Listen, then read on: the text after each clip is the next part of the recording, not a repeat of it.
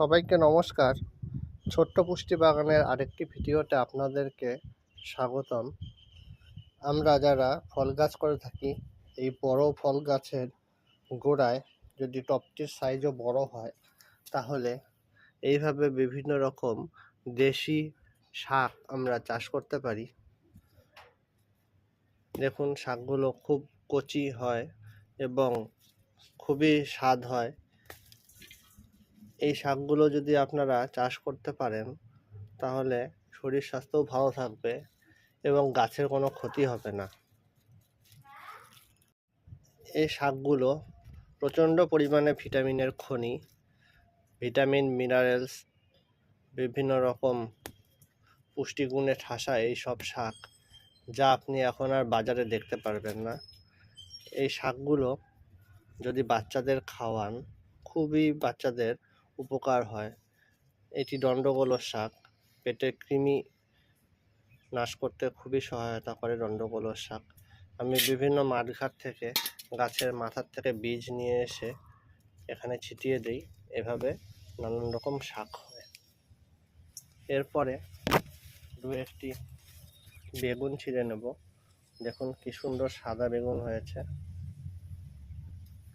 সাদা বেগুন থেকেই এগ প্ল্যান্ট নামটির উদ্ভব হয়েছে। এমনিতে বেগুনের ইংরেজি নাম ব্রিনজাল। এগ প্ল্যান্টের অর্থ হচ্ছে, বাপরে ভালোই শক্ত তো। এগ প্ল্যান্টের অর্থ হচ্ছে, দেখুন, ডিমের মতন ঝুলে থাকে, তাই নাম দেওয়া হয়েছে এগ প্ল্যান্ট। আসুন কয়েকটি লঙ্কাও উঠিয়ে নিই। আজকে অ্যাকচুয়ালি আমার ছোট বাচ্চা ছেলের জন্য শাক করা হবে, তাই বেশি পরিমাণ শাকের দরকার নেই। এই যে আরেক জায়গায় দেখুন শাকের গাছ হয়েছে,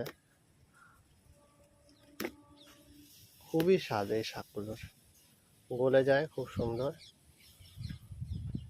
দুপুরবেলায় একবার শাক যদি খেতে পারেন, বারবার শাক খাওয়ার দরকার নেই, একবার শাক খাবেন। আমার এই বড় লঙ্কা, ওফ, এই লঙ্কার আমি ফ্যান হয়ে গেছি। এত সুন্দর ঝাল এবং সেন্ট। আপনি কাঁচা খান বা ঝোলে খান, খুবই খুবই সুন্দর গন্ধ এবং খুবই সুন্দর স্বাদ। বিশেষ করে ঘি ভাতে আলু সেদ্ধ দিয়ে খেতে খুবই ভালো লাগে। এই হয়ে গেল আজকে আমার। অনেক দিন থেকে আমি ভিডিও দিতে পারি না, একটু ব্যস্ততার কারণে। ঠিক আছে, আজকের মতো রাখি। সবাইকে নমস্কার, ভালো থাকবেন।